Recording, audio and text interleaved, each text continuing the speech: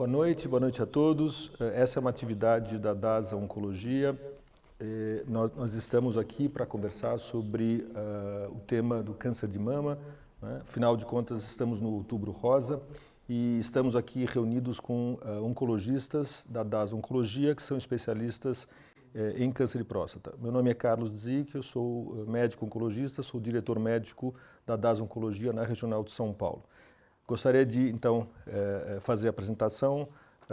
Eu vou chamar os médicos, eles vão falar, vão se apresentar, começando com a doutora Karina. Boa noite a todos, meu nome é Karina Sacardo, sou responsável pela oncologia do Hospital Cristóvão da Gama em Santo André, e também o Hospital da Rede DASA, e também o Hospital Cristóvão da Gama em Diadema. Muito bom. Doutora Anesca. Boa noite a todos, meu nome é Anesca Ferrari, eu sou médico oncologista do Hospital Santa Paula. Doutora Bruna. Boa noite a todos, eu sou a Bruna Zucchetti, sou médica oncologista do Hospital 9 de Julho e trabalho na área de câncer de mama. Doutora Ângela. Boa noite a todos, meu nome é Ângelo Bezerra, eu sou também oncologista clínico especializado em tumores femininos e sou atualmente coordenador da oncologia da unidade Lefort da Liberdade. Muito bom. O objetivo dessa nossa atividade é falar sobre o diagnóstico precoce e o tratamento do câncer de mama. Numa primeira rodada, os oncologistas vão conversar alguns temas importantes sobre o câncer de mama. Vamos começar então com o Dr. Ângelo. E eu perguntaria para o Dr. Ângelo o que ele tem para contar para a gente sobre a importância do rastreamento no câncer de mama. Obrigado, Zico, obrigado pelo convite de todos. Eu acho que esse mês de outubro, né, é um mês que a gente coloca, né, essa parte do rastreamento e prevenção do câncer de mama, visto que essa é uma doença que a gente discute, que o diagnóstico inicial dizem que ele está muito relacionado com as altas taxas de cura que a gente tem com essa doença na sua fase inicial. Então se justifica os programas de saúde pública como o Outubro Rosa, né, que é a campanha de prevenção do câncer de mama, para que a gente aumente as taxas de detecção precoce e, consequentemente, as taxas de cura dessa doença. A gente sabe que na população em que a gente faz diagnóstico na doença de sua forma inicial, a gente tem taxas de cura que superam acima de 95%, então por isso que é importante a gente fazer esse diagnóstico precoce. E aí a pergunta que se faz é quem deve, né, fazer e quando que se deve começar a fazer o rastreamento. A gente sabe que existe alguma discussão sobre a idade que esses pacientes devem começar esse rastreamento, mas a gente sabe que o mais importante é a discussão sempre com os ginecologistas e os mastologistas, né? Mas a recomendação, né, mais aceita é da Sociedade Brasileira de Mastologia, que é o início dos exames de mamografia acima dos 40 anos. Então a gente sabe que o diagnóstico ele pode ser feito não só através da mamografia, algumas situações particulares, essas pacientes de mais alto risco, né, depois a Bruna vai comentar um pouquinho, essas pacientes podem fazer, por exemplo, outros métodos de imagem para fazer esse diagnóstico. Mas a gente discute hoje com essas pacientes o início da mamografia acima dos 40 anos. Muito bom. Quer dizer, feito essa etapa de rastreamento, um grupo de mulheres vão acabar tendo seu tumor diagnosticado, né, com sorte, numa fase mais precoce. E aí vem todo um aspecto importante em relação à determinação do tipo de câncer. Isso leva a gente a conversar um pouquinho, e aí eu convido a doutora Bruna para falar um pouquinho para a gente sobre esses aspectos do diagnóstico, uso de testes genéticos, né, e a importância disso nessa fase inicial. Então, obrigada, doutor Carlos. Obrigada pelo convite, obrigada por todo mundo que está aqui hoje nos assistindo. Basicamente, em relação ao diagnóstico do câncer de mama, como o Ângelo falou muito bem agora, a gente precisa fazer os exames de imagem para detectar um nódulo da mama. E aí, quando a gente tem um nódulo que é suspeito nos exames de imagem, essas pacientes têm indicação de fazer uma biópsia.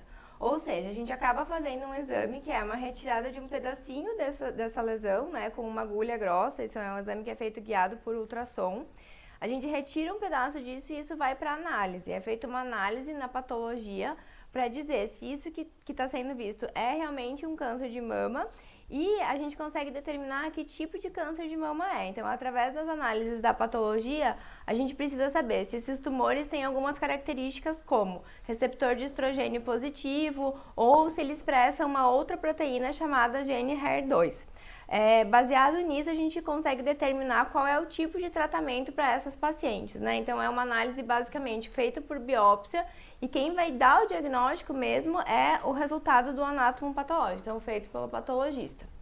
Em relação aos testes genéticos, né, que o Dr. Carlos perguntou, o que a gente sabe é que mais ou menos 10% dos cânceres de mama, eles têm uma origem genética associada. E o que isso significa? Que é um gene que a gente herda, né, que o pai ou a mãe passam para o filho. Então, é um gene herdado de pai para filho. E isso acaba aumentando o risco, né, das pacientes que têm alguma mutação associada, tem um risco aumentado para esses tipos de tumor.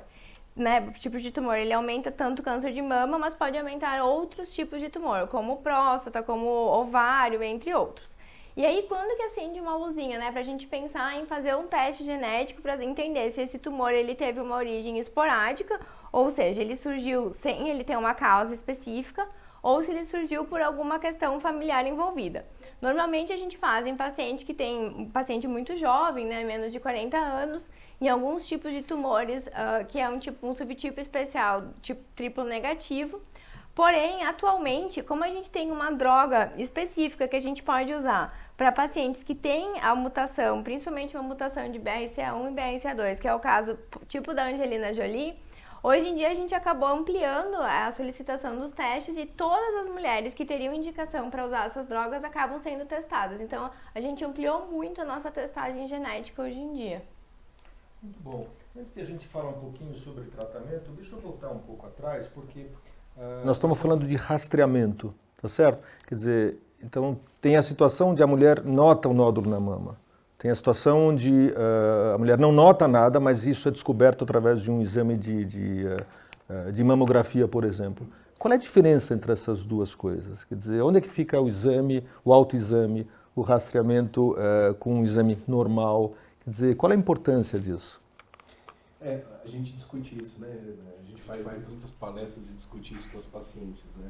Eu sempre coloco, Zic, que o diagnóstico de câncer ele começa a partir do conhecimento do corpo. Então a gente sempre estimula essas pacientes a conhecerem o seu corpo e eu sempre digo, né, que qualquer alteração, por exemplo, é muito frequente as pacientes elas fazerem diagnóstico de alterações mamárias no banho, né?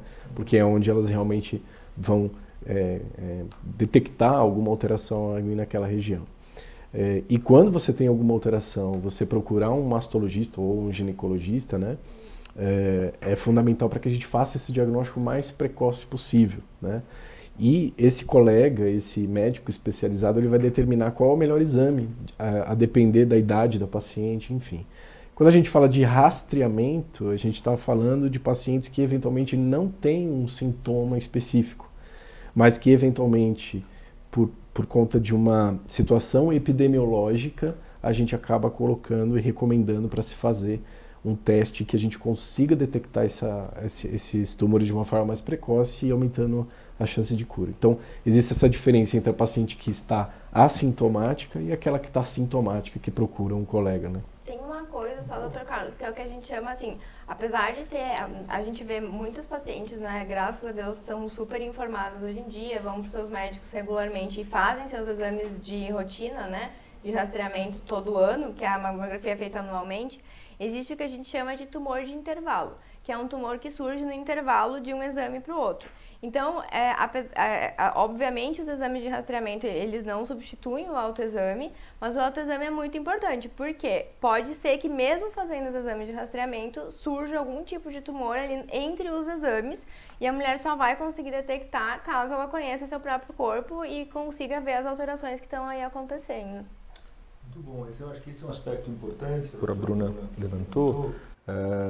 Em primeiro lugar, porque quando a mulher nota, né, o nódulo na mama, isso tem que gerar uma ação dela de procurar um médico, né? E se ela está fazendo rastreamento, que é o que o Dr. Ângelo está comentando, quer dizer, as mulheres que não têm nenhuma alteração que ela note no seu próprio corpo, mas que ela entra dentro de um programa de cada 1 ou 2 anos fazer a mamografia, e se no intervalo, né, surge um nódulo, então essa é um motivo importante para ela procurar um médico, né? mas fica um pouco aquela ideia, né? Quer dizer, a minoria das mulheres que tem... Como é que é essa história da mamografia que acha alguma... Qual é a chance de uma mamografia achar alguma alteração e isso ser câncer? Dá para você dar uma ideia para a gente, Ângelo? Ou enfim, eu abro com essa discussão, antes de a gente falar um pouquinho sobre tratamento, sobre aspectos de tratamento. Porque é um pouco assustadora essa história, né? Quer dizer, é a hora de fazer a mamografia e como é que vai ser. E eu acho que tem a ver um pouco o que a doutora Bruna levantou, né? Da situação hereditária, situação familiar, se tem outros casos. Queria que vocês elaborassem um pouquinho, mais como uma informação a mais, né? A literatura médica diz que mostra que, por exemplo, nos casos de câncer de mamas detectados, a gente consegue achar achados mamográficos em quase 50% dos casos. Uau, então, é bastante. Então, por isso que a gente insiste tanto numa técnica de exame de imagem, porque em grande parte dos casos a gente vai fazer o diagnóstico nessa imagem, né? Então, por isso que a gente não pode insistir tanto só no sintoma, né? Então, muitos pacientes que vêm, e é onde de fato a gente faz a diferença, quando a gente faz o diagnóstico da sua forma mais precoce. Então, como a gente tem essas alterações acontecendo nesse exame de imagem, se justifica a gente pedir isso de uma forma mais categórica, né, de acordo com o perfil epidemiológico, e hoje se advoga de fato começar esse rastreamento por imagem depois dos 40 anos. Tá, mas de uma maneira geral, tem alguma alteração na mamografia? Qual é a chance de ter câncer ali? Então, doutor Carlos, é que depende qual é... De uma maneira geral, né? É que depende qual classificação de BIRAT, né, que é a classificação da mamografia ou do ultrassom que essa paciente vai entrar. Então, por exemplo, nos casos de BIRAT 3, a gente sabe que é menos... Dá para você explicar um pouquinho o BIRAT? É mais ou menos assim, ele acaba pegando qual é a chance de uma lesão, né, que foi vista na mamografia ou no ultrassom, quais as características dessa lesão que vão mostrar se ela é maligna ou não. Então, tem algumas coisas que a gente vê, né, que o radiologista vê quando ele vai laudar o exame, para mostrar se é uma lesão que tem mais características de malignidade ou não. Por exemplo, uma paciente que tem um BIRATS 1 ou um BIRATS 2, a chance dessas alterações de mama serem malignas é menor que 0,1%. Mas, por exemplo, para BIRATS 3 já sobe a menos de 2% e essa paciente precisa repetir os exames a cada 6 meses. E no BIRATS 4, quando a gente tem indicação de biópsia, ele pode variar de menos de 10% para quase 90%. Então, assim, a abrangência é muito alta, por isso que a gente acaba indicando biópsia nos casos de BIRATS 4. Então, depende qual categoria aquela paciente vai estar incluída, para a gente saber qual é o risco de ter um câncer de mama ali, né, baseado nisso. Uma coisa que é importante ressaltar é que nem todos os tumores de mama vão vir como nódulo de mama. Em alguns casos, eles aparecem como outras alterações que não são nódulos, como microcalcificações, por exemplo.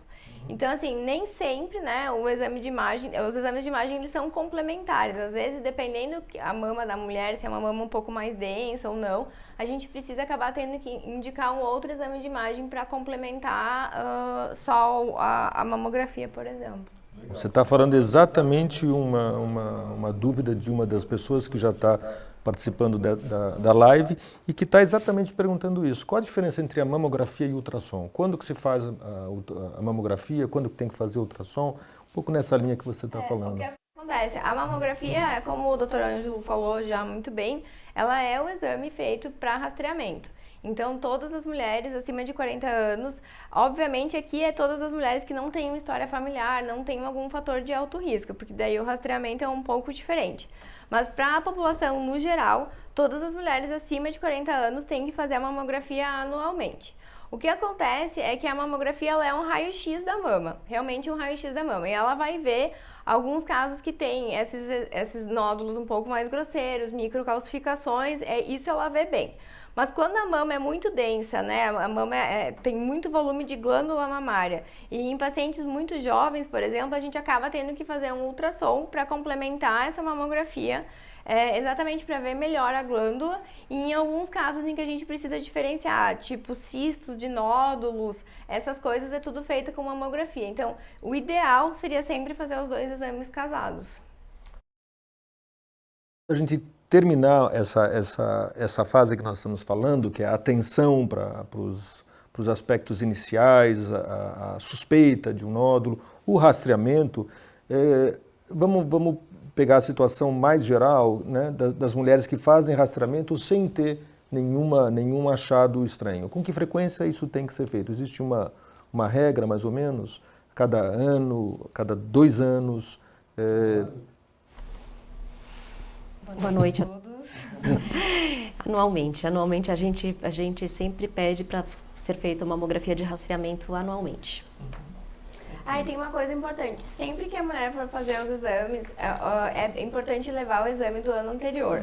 Porque se ela for fazer sempre no mesmo lugar, hoje em dia esses exames ficam armazenados e a gente consegue comparar. Mas aqui uma coisa que é muito importante é comparar com o exame prévio, para saber se tinha já algumas alterações ou não. Então, se for mudar o local onde ela vai fazer o exame, é importante que ela leve o exame para comparação. Muito bom. Então, até agora a gente elaborou esses aspectos da suspeita do tumor, a necessidade do rastreamento, o diagnóstico precoce. Vamos começar a falar um pouquinho sobre a situação onde, desta fase, se identifica que a mulher tem um câncer de mama. Nesca, conta um pouquinho para a gente esse cenário inicial, né? Quer dizer, foi diagnosticado um câncer de mama, que coisas a gente tem que mencionar e contar, explicar um pouquinho sobre o tipo de tratamento que essas mulheres têm que fazer. Bom, primeiro, obrigada pelo convite, obrigada a todos que estão assistindo aí de casa. Primeira coisa que eu acho muito importante a gente ressaltar é a importância de uma equipe multidisciplinar para avaliar essa paciente. Hoje, cada vez mais a gente sabe que o câncer de mama, assim como os outros cânceres, não são tratados por um profissional, não é pelo oncologista, e sim por uma equipe multidisciplinar, que envolve oncologista, mastologista, cirurgião oncológico, radioterapeuta e todos os médicos de apoio, patologistas, medicina nuclear, radiologistas. Então, isso é muito importante para a gente chegar ao diagnóstico correto e definir o melhor tratamento. Quando a paciente chega inicialmente, na primeira consulta, com o diagnóstico de câncer de mama, eu sempre explico que é muito importante 2 passos ficarem bem claros para a gente. Primeiro, qual é o tipo de câncer de mama que a gente está falando, porque a gente sabe que existem vários subtipos de câncer de mama. Ele pode ser receptor hormonal positivo, HER2 positivo, triplo negativo, são nomes que as pessoas em geral escutam porque se referem aos tipos de câncer de mama. E a gente entender muito bem qual que é o estágio da doença, entender se está cometendo os linfonodos da axila, se não está, se está só localizado na mama. E é a partir dessas informações que a gente vai definir a melhor sequência de tratamento e as modalidades de tratamento a que a paciente vai ser submetida. Em linhas gerais, isso envolve cirurgia, isso envolve quimioterapia, radioterapia e o que a gente chama de hormonioterapia, que na verdade é o bloqueio hormonal para as pacientes que apresentam os tumores com receptores hormonais positivos. E de acordo com o subtipo do câncer de mama, de acordo com o acometimento ou não da axila, existe uma sequência diferente. Pode ser, em alguns casos, é mais indicado começar com tratamento sistêmico, com a quimioterapia. Em outros casos, é melhor começar com a cirurgia. Muitos casos a gente nem precisa de quimioterapia, isso é muito importante frisar, talvez a maior parte dos casos não se precisa de quimioterapia e a gente trata com cirurgia, radioterapia e hormonioterapia. Então eu acho que a mensagem que tem que ficar é a importância da avaliação pela equipe multidisciplinar para definir sequência e tratamentos necessários personalizados para aquela paciente. Quer dizer, essa mensagem é importante, né? Esses são as ferramentas para tratar cirurgia, quimioterapia, hormonioterapia, radioterapia, mas parece que a maioria das pacientes que fazem o rastreamento, né, grande parte não vai ser necessário fazer quimioterapia, né? Porque isso representa uma série de problemas na própria experiência que as mulheres têm durante o tratamento. E eu gostaria de convidar a doutora Karina a falar um pouquinho sobre esses desconfortos que podem acontecer, né, e em relação a essas diferentes modalidades de tratamento. Muito obrigada, Carlos. E só complementando o que a Nesca falou, que eu acho que é muito importante, é justamente por a gente ter modalidades tão diferentes e subtipos diferentes, que é muito difícil as mulheres compararem uma paciente que teve um diagnóstico com outra.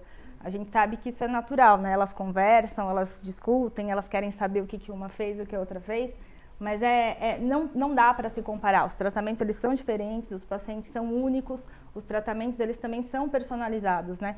Como a Bruna falou, o exame genético, ele também é uma forma de personalização, e tudo isso complementa o tratamento que ele seja direcionado para aquela paciente, né? É muito difícil a gente traçar esses paralelos que é natural, a gente faz, mas é para entender que nem todo mundo vai ser tratado igual, mas todo mundo vai ser tratado da melhor maneira para o tumor que tem. E o tratamento da doença inicial, né, que felizmente a maioria dos casos, porque como o Ângelo e a Bruna falaram, quando a gente consegue fazer o diagnóstico através do rastreamento, antes que a mulher tenha grandes sintomas, a gente felizmente vai fazer um diagnóstico no momento inicial. Esse é o intuito do rastreamento, a gente não deixar a doença avançar e fazer um diagnóstico tardio. Na maior parte das mulheres, a gente sabe que mais de 60% dos tumores de mama, eles são os hormônios positivos, né? Como a Anesca comentou. E esses tumores hormônios positivos, em grande parte deles, a gente não vai precisar fazer a quimioterapia. E se a gente fizer um diagnóstico através do rastreamento com um nódulo pequeno, a gente pode fazer uma cirurgia conservadora, que os mastologistas e os cirurgiões falam, que é tirar uma parte só da mama. Já não é mais verdade nos dias de hoje aquela cirurgia mutiladora, aquela mastectomia sem reconstrução. E até para quem às vezes precisa de uma cirurgia maior, a gente tem a reconstrução na hora que devolve a autoestima da mulher e tem um resultado estético aliado a um resultado oncológico muito bom, né? Então a gente acaba conseguindo fazer cirurgias menores nas doenças iniciais. E como a maior parte desses tumores são hormônio positivo, a gente vai poder tratar essas mulheres, talvez só com a radioterapia e a hormonioterapia. E a gente fala hormonioterapia, mas na verdade é um bloqueio hormonal, né, Turzik? E às vezes é justamente esse bloqueio hormonal que vai trazer a maior parte dos sintomas e o que a gente vê as mulheres reclamando no consultório. Porque a gente vai diminuir a quantidade de estrógeno dela, de alguma maneira, do organismo, e isso vai trazer sintomas acentuados, às vezes, da menopausa, alteração do humor, alteração da libido. E a gente vai ter que lidar com isso, e hoje em dia a gente tem cada vez mais ferramenta para lidar com isso, que com certeza é muito mais fácil lidar com isso do que com tratamento extenso e um tratamento de doença avançada, né? Deixa eu te perguntar, aliás, é uma pergunta que a Cláudia, que está nos assistindo, ela está querendo saber. Quando você está orientando as suas pacientes, né, o que as pacientes não podem fazer durante um tratamento? Quer dizer, talvez, se estão recebendo quimioterapia, o que não é legal que elas façam durante a quimioterapia? Em relação à hormonoterapia, alguma coisa que deve ser evitado, que pode piorar a experiência da paciente? E o que você fala para a gente? Eu acho que vou começar pela hormonoterapia, que é um pouquinho mais fácil. De uma maneira geral da hormonoterapia, é muito importante que as mulheres fiquem atentas a qualquer medicamento ou suplementos, né? A gente sabe que existem alguns suplementos e alguns medicamentos que eles podem mimetizar alguns hormônios. E aí a gente está dando uma medicação para cortar o hormônio e às vezes ela está tomando alguma coisa, entre aspas, natural ou como suplemento, que às vezes vai de encontro ao intuito do nosso tratamento. Então é muito importante você falar com o seu oncologista, com o seu mastologista, o que você está tomando, ler rótulo, levar esse rótulo dessa medicação, tomar um certo cuidado para esse tipo de coisa não acontecer e não ir de encontro com o tratamento. Com relação à químio, vai depender muito do tipo da quimioterapia, tá? Hoje em dia, no tratamento de câncer de mama, não são tratamentos que mexem tanto com a imunidade, que é uma preocupação geral de quem faz quimioterapia. Então, a gente tenta não proibir essas mulheres de alimentos, nem de visitas, nem de contato com nada, né? O mais importante é só ficar atento a alguns sintomas durante a quimioterapia, que eles podem ocorrer, para a gente poder medicar e evitar que eles aconteçam.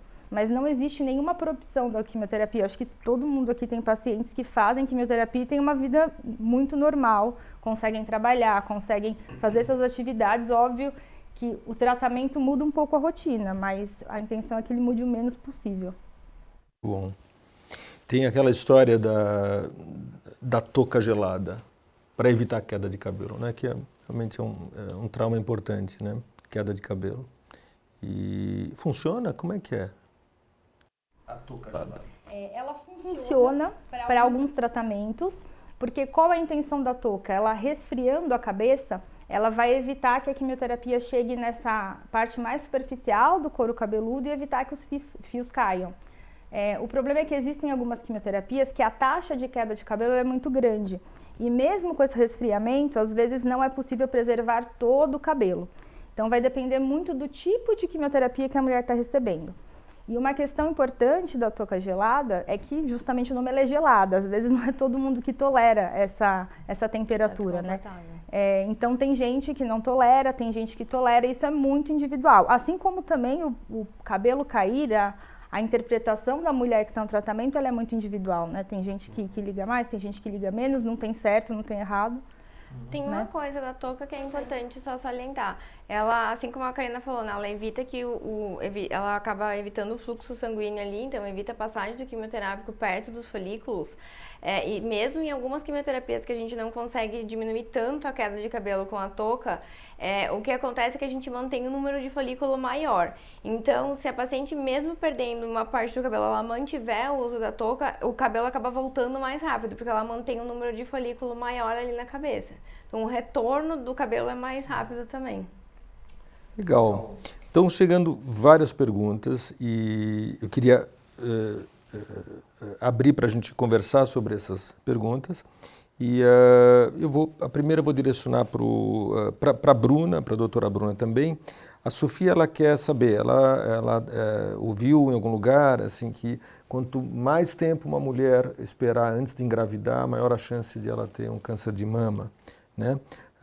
Ou as mulheres que nunca tiveram filhos, nunca engravidaram, quer dizer, é verdade essa história de que aumenta a chance de câncer de mama, né? A gente sabe que quanto mais velha a paciente for engravidar, ou quanto menos filhos ela tiver, é maior, assim, não é que aumenta, mas gravidez é um fator protetivo para o câncer de mama, porque ela tem menos ciclos ovulatórios durante o período, né, da gravidez.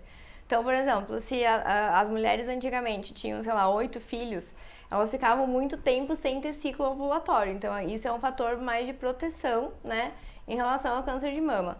Não quer dizer que a gravidez tardia, etc., vai fazer com que ela desenvolva o câncer de mama. O que a gente sabe é que quanto maior o número de ciclos ovulatórios a mulher for exposta, mais chance, né, de ter um risco de câncer de mama. Então, quanto antes você tiver filho e quanto mais filho tiver, maior a proteção para o câncer de mama, porque ela vai ter menos ciclos ovulatórios. Assim como a amamentação. Durante a amamentação, a mulher não ovula, né? E isso acaba sendo um fator de proteção para o câncer de mama também. Legal. Tem uma preocupação aqui em relação ao uso de prótese. De mama? Prótese de mama e se isso dificulta o rastreamento, se isso pode atrapalhar, por exemplo, esconder um tumor de mama. Pode responder se você quiser, ou enfim, eu abro. Na verdade, assim, a prótese, ela não faz desenvolver, isso é bem importante, porque é uma dúvida bem comum. A prótese, ela não faz desenvolver o tumor de mama, tá? Existe um tipo específico que é um linfoma, que é um tumor, um tumor do sistema linfático que pode ocorrer, mas é muito, muito, muito, extremamente raro. Ele pode ocorrer em mulheres que usam prótese, mas isso não é um câncer de mama que a gente está falando. E tem uma questão, a prótese, ela não é porque a mulher tem prótese que ela não pode fazer exames de rastreamento. Ela faz os exames de rastreamento normal, como se a mulher não tivesse a prótese. A única coisa é que ela faz algumas incidências na mamografia que são um pouco diferentes. Então, a mamografia da mulher que tem prótese, ela vai fazer algumas incidências a mais do que a que não tem prótese. Elas deslocam a prótese para o lado, deslocam para o outro, fazem algumas incidências que é um pouquinho diferente da mulher que não tem prótese, mas a gente consegue diagnosticar o câncer igual e os exames de rastreamento são iguais para quem tem prótese. A mulher tem prótese, tem medo que estoura a prótese com a compressão da mamografia. Não vai acontecer. A única questão é que as incidências feitas pela técnica da radiologia, né, quando a mulher está lá fazendo o exame, é um pouquinho diferente. Só pegando o gancho, né, Carlos e Bruna, né, as meninas, é uma dúvida bem frequente nos consultórios em relação hoje ao que a gente tem dos tratamentos de fertilização, né? Então é uma dúvida bem frequente que a gente tem nos consultórios, né, que a gente também tem que desmistificar, acho que é o nosso papel hoje aqui, né? Era o título da live, inclusive, né? A gente desmistificar esses mitos, né? Então a gente já tem estudos bem robustos mostrando a segurança dessas manipulações que se faz hoje, né? A gente sabe que mudou muito o perfil das pacientes, né? Elas estão ficando gestantes depois dos 30 anos, às vezes fazem tratamentos de reprodução assistida. Então, e mais um mito que a gente quer também tirar aqui, né? Que esses tratamentos, eles não aumentam o risco de câncer de mama, é seguro fazer. E a gente responde isso todo dia, né, meninas, no consultório. Então, acho que isso é um gancho importante para a gente poder falar aqui numa live de dimensão nacional, né? Não, e eu acho que também reforçar, né, que o câncer de mama, apesar de ter um câncer de mama, com todo o tratamento que vai ser feito, talvez a doutora Nesca pode comentar, isso não vai interferir na capacidade de fertilização e de gestação, né? Quer dizer, Olha, de uma forma geral, a gente sabe que a quimioterapia pode afetar, sim, a fertilidade. Mas a gente recomenda congelamento de óvulos para as mulheres em idade reprodutiva que vão ser submetidas à quimioterapia. E sim, elas podem engravidar depois, isso é muito importante dizer. Podem engravidar depois de forma segura. E essa gravidez depois do diagnóstico, ela não aumenta o risco dela ter câncer de mama. Isso também é importante falar. qual a idade mais comum, Karina, do câncer de mama? A gente costuma falar que são mulheres ao redor da menopausa. Então, são as mulheres que estão entrando na menopausa nesse momento ou que entraram há pouco tempo. Essa é uma faixa etária de maior preocupação, né? Mas a gente, por alguns motivos que a gente ainda está tentando entender, e quando eu falo a gente é a comunidade médica, né? Não é só a gente aqui pensando, algumas mulheres mais jovens têm tido, né? Diferente de uma população talvez alguns anos atrás, e talvez muito pelo que o fato que a Bruna comentou, né? As mulheres gestam menos, gestam mais tarde, elas têm menos fatores protetores naturais, né? Mas a grande maioria está ao redor dos seus 50, 50 e poucos, 60 anos, né? É importante também falar que não é porque a mulher é muito mais velha que ela às vezes precisa deixar de fazer o rastreamento, né? Ela também continua tendo chance, mas a população-alvo é essa, de 50 e poucos, 60 anos.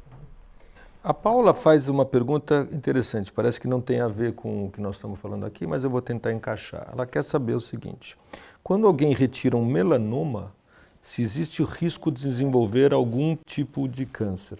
Então deixa eu começar a responder essa pergunta e depois eu passo para vocês, tá certo? Paula, em primeiro lugar é o seguinte, a maioria dos melanomas, 90% dos melanomas são curados, tá certo? É aquela pinta que a pessoa vai e tira e acabou a história, e é curado. Mas tem um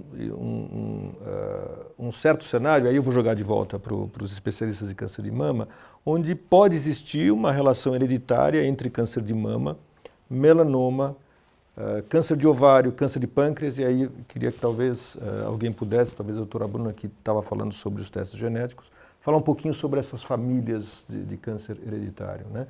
E numa delas o melanoma pode se encaixar dentro disso, embora não é bem raro, né? É bem raro, mas tentando encaixar. O Dr. Carlos vai poder falar melhor que eu. Tem algumas síndromes familiares que podem predispor mais a melanoma, mas o que a gente vê em relação a melanoma e câncer de mama é que tem uma mutação, principalmente mutação de BRCA2, que é aquela família de mutação, né, do tipo da Angelina Jolie, então, como ele mesmo comentou, que aumenta o risco de câncer de mama, câncer de ovário, câncer de pâncreas, câncer de próstata em homens e melanoma, que está relacionado, né, a essa mutação, que é uma das principais causas, né, de câncer de mama de origem genética.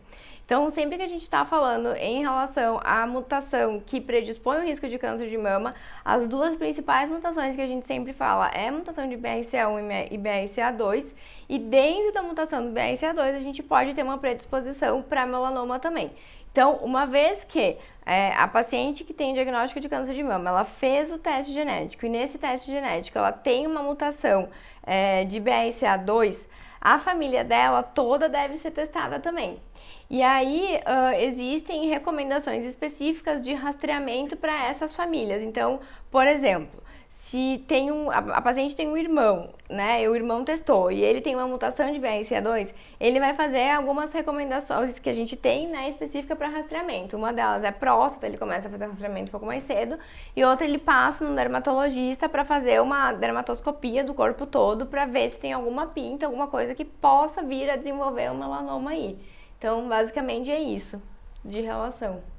Isso é um fato, é raro, mas é um fato, né? Eu posso contar uma família, amigos, não, uma família amiga da minha família, onde de fato todas as tias com câncer de mama, a mãe com câncer de mama, a filha com câncer de mama, que por acaso é amiga nossa, e o irmão com melanoma, aparece com melanoma, e o outro agora com uma suspeita de câncer de pâncreas. Né? De fato é uma família com, depois foi estudado, uma família com esse tipo de mutação do BRCA2. Tem uma pergunta aqui super específica, né? Super específica. A Maíra pergunta, parece que ela tem uma entidade chamada hiperplasia estromal pseudoangiomatosa. Né? A pergunta dela é se isto pode virar um nódulo maligno, e ela foi diagnosticada e ela ainda não se decidiu operar, enfim, ainda não foi orientada para a cirurgia. Alguém quer comentar sobre isso? Essa é uma entidade benigna, então isso tem que ficar bem claro. A gente está falando, as alterações da mama, na grande parte das vezes, são alterações benignas. E que não tem uma correlação com o desenvolvimento de câncer de mama, não vai se malignizar. Isso é bem definido. Tem que ser acompanhado com mastologista. Em geral, não tem indicação cirúrgica, mas o mastologista tem que opinar, com certeza tem que fazer um acompanhamento. Okay. Maíra, não é tão grave assim, mas você tem que acompanhar isso. Aliás, essa é uma preocupação, né, de muita gente. Nódulo benigno pode se transformar em câncer ou não. Karina, isso aí em toda a oncologia, né? Todo mundo, principalmente nas lesões de pele, tudo sempre tem essa preocupação. Nódulo benigno pode se transformar em câncer. Isso é mais... Alguns dos, né? A gente sabe que os tumores, de uma maneira geral, não só o de mama, eles já nascem tumores malignos, né?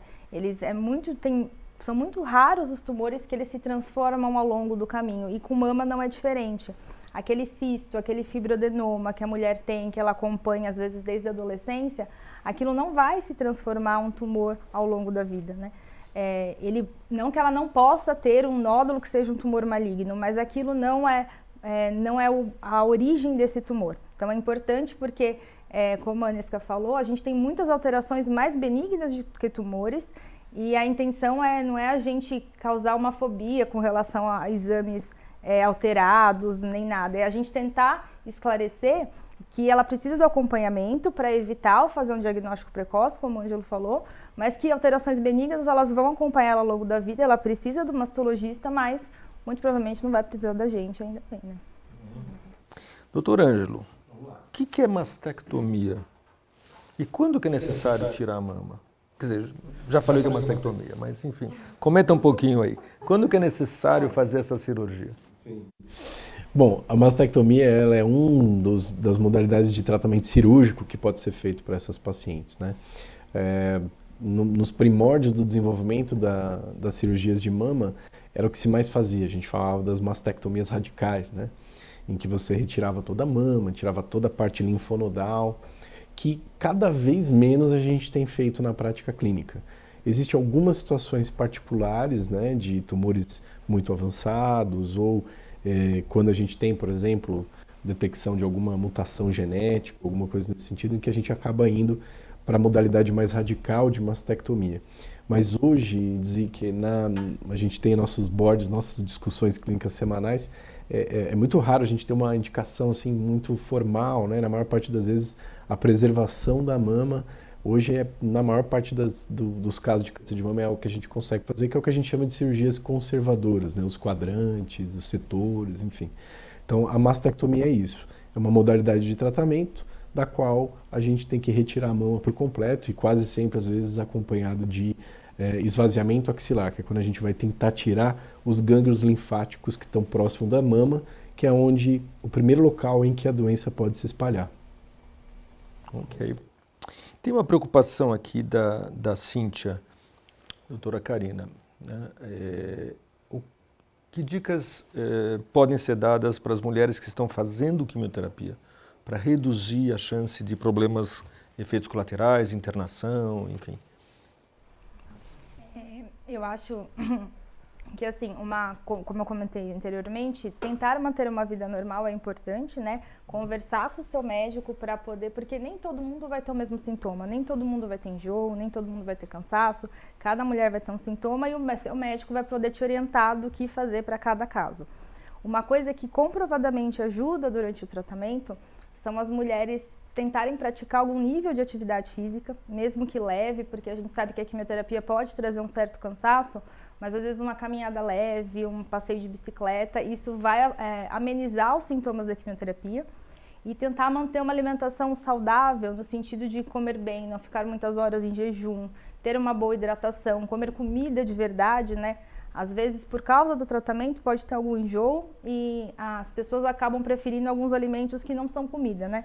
Fica beliscando, come alguma coisa, mas não tem uma refeição de verdade. E isso pode atrapalhar nos sintomas, pode gerar mais cansaço e às vezes até mais enjoo. Mas de fato, acho que a atividade física seria a principal. Essa é exatamente a pergunta da Denise, quer dizer, da importância exatamente de manter um estilo de vida saudável, né? Em relação à atividade física, em relação alimentação, isso que a doutora Karina comentou agora, né? E aqui vem uma pergunta que eu acho muito importante. Que a Caroline está perguntando da relação entre a obesidade e o câncer. Doutora Nesca, comenta isso. Obesidade aumenta a chance de câncer? Olha, piora o tipo de câncer? Como é que é? Respondendo essa pergunta de uma forma até mais ampla, que é falando sobre estilo de vida. Já que estamos falando em prevenção, né, a primeira coisa que eu quero chamar a atenção é que a gente já sabe muito bem na literatura médica que a mudança do estilo de vida, ter um estilo de vida saudável, diminui a chance de ter câncer de mama. E para aquelas pacientes que tiveram câncer de mama, diminui a chance de recidiva. A obesidade entra nesse contexto. Então, sim, a obesidade tem correlação com maior incidência de câncer de mama ou maior chance de recidiva, mas não só a obesidade, a alimentação adequada e a falta de exercícios físicos, o sedentarismo. Então, o que eu acho que é muito importante, já que a gente está no Outubro Rosa e falando de prevenção, falando da mamografia, de rastreamento, é chamar a atenção como é importante a prevenção em termos de estilo de vida saudável. Ingerir pouca bebida alcoólica, manter um peso adequado, ter uma alimentação balanceada, praticar exercícios físicos, contribuem de forma muito significativa na prevenção do câncer de mama. Então, sim, mas beber um pouquinho pode, né? Pode, mas tem correlação. Tem correlação com o desenvolvimento de câncer de mama. Acho que uma coisa que a Nesca falou... Os oncologistas são muito cruéis. Não, uma coisa que a Nesca falou que é bem importante, né? Obviamente a obesidade ela é um fator de risco para desenvolver câncer de mama, mas para as pacientes que têm câncer de mama e são obesas, uma coisa que é importante a gente fazer é tentar sempre incentivar a perda de peso. Porque a gente sabe que o paciente obeso, ele vai pior, tem mais risco de recidiva, mas ele vai pior nos tratamentos também. O próprio tratamento hormonal, ele não funciona tão bem na paciente obesa. E mesmo em relação à quimioterapia, assim, o metabolismo fica um pouco diferente, a gente tem algumas alterações. Então, uma coisa que é muito importante na paciente com câncer de mama a gente sempre precisa incentivar tudo isso que a Nesca falou, e a questão da manutenção do peso e toda essa parte cardiovascular é super importante também, porque às vezes a gente vê a paciente fica super bem do ponto de vista do câncer, mas o risco cardiovascular dela é super alto. Doutor Carlos, tirar esse emblema de que o oncologista é o mal que proíbe tudo, né? E assim, eu acho que muito pelo contrário, né? A gente que como lida com uma doença muito, muito grave, mas que uma grande parte das vezes é uma doença completamente curável, né? Como é o caso do câncer de mama, eu costumo dizer para os pacientes que a gente tem que buscar o equilíbrio, né? Então, se você pegar um copo de água e colocar muito açúcar, vai ter uma hora que ele vai precipitar. A natureza mostra isso para a gente, né? Então, acho que eu costumo dizer para os pacientes, como filosofia de vida é o equilíbrio. Então, pode tudo, mas de forma com bom senso, né? Então, acho que isso é uma coisa que é muito importante. Então, é possível sim, né, doutor Carlos? Então, beber um pouquinho, é claro. Agora, isso não é uma coisa que a gente deve colocar como um exagero, né? Eu acho que o equilíbrio é o que a gente tem que buscar na vida, né? Então, só para desmistificar isso também, que o oncologista é o o carrasco, né? Então eu acho que isso aí é uma coisa que a gente tem que colocar como médico, enfim. Inclusive, muitos perguntam se podem beber bebida alcoólica durante a quimioterapia. Isso, exatamente. Então, assim, a resposta é o que o Ângelo colocou. Não Sim. é proibido de forma pequenininha e equilibrada. Né? Exato. Tá bom. Não é para deixar de comemorar. Né? Falando de vida saudável, não sei o que, aí não pode beber também é demais, né? Obviamente que vida saudável também tem essa parte de comemorar, festejar, de satisfação. Tudo isso é uma vida, faz parte da vida saudável. Não tem mais muito tempo, daqui a pouquinho nós vamos ter que estar encerrando, então eu não quero falhar aqui com a Marta, que eu acho que ela perguntou pela segunda vez. Ela está preocupada com a seguinte coisa. É verdade que as mulheres que menstruaram antes dos 12 anos têm maior chance de desenvolver câncer de mama? Não sei se isso aconteceu com você, Marta, mas enfim, parece que é uma preocupação sua. Vamos ver se a gente te ajuda nisso. Menstruar antes dos 12 anos de idade, isso aumenta a chance de câncer de mama? Na verdade, não é o fato da menstruação em si, né, Marta? Obrigado pela pergunta. O câncer está muito relacionado com o tempo de exposição hormonal.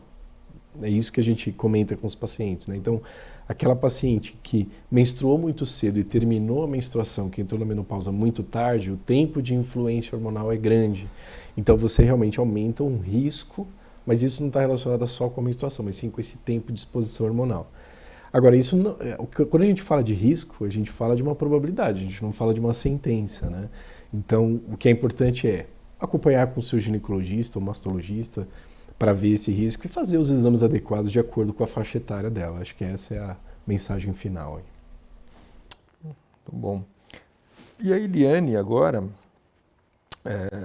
que está conosco aqui na live, ela faz a seguinte pergunta. A mastectomia afeta a circulação do sangue do lado onde foi feita a mastectomia? Provavelmente ele Que ela está querendo falar sobre inchaço no braço. Pode falar. Muitas pacientes, ou algumas pacientes que são submetidas tanto à mastectomia quanto à cirurgia conservadora, precisam abordar a axila, os linfonodos da axila. E provavelmente, eu acredito que é isso que você esteja querendo dizer, né?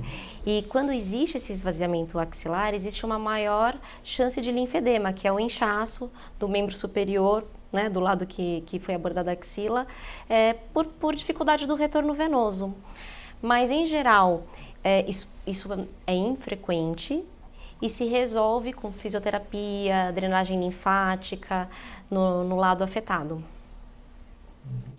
Acho que eu respondi, né? Muito bom.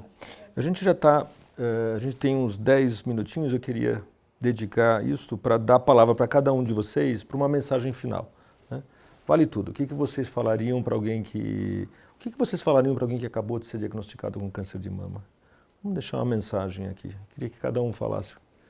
Um minuto no máximo. Vamos lá. Eu acho que eu vou falar não para quem foi diagnosticado, mas para quem está perto de quem foi diagnosticado, né?